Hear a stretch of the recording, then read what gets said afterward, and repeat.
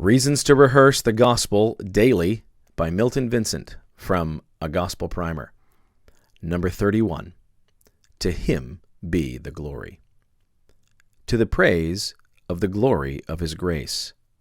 To the praise of His glory. To the praise of His glory. These refrains fly as banners over the gospel truths parading through the early verses of Ephesians.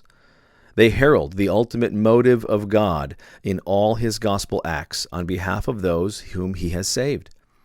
They also announce the effect which the gospel will most certainly wield upon those who experience its fullness. It is no surprise, then, that the apostle ends his gospel review in Ephesians 3 by bowing his knees in worship and ascribing all glory to God. Unto Him be the glory, Paul exclaims at the end of Ephesians 3.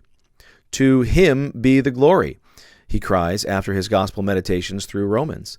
To the King be glory, he urges in 1 Timothy after speaking of God's merciful saving of him. Clearly, the gospel generated in Paul an enormous passion for God's glory.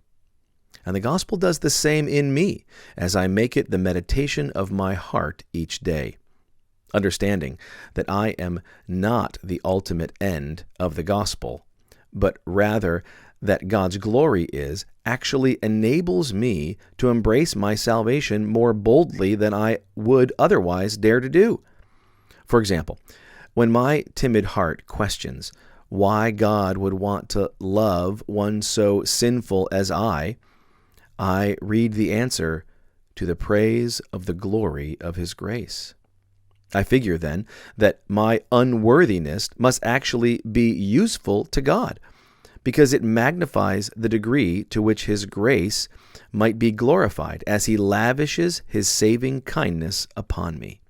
This line of reasoning makes perfect sense to me and convinces me to embrace the gospel with greater passion, so that God might glorify Himself through me, an unworthy sinner. Indeed, the more I embrace and experience the gospel, the more I delight in the worship of God, the more expressive my joy in Him becomes, and the more I yearn to glorify Him in all I say and do.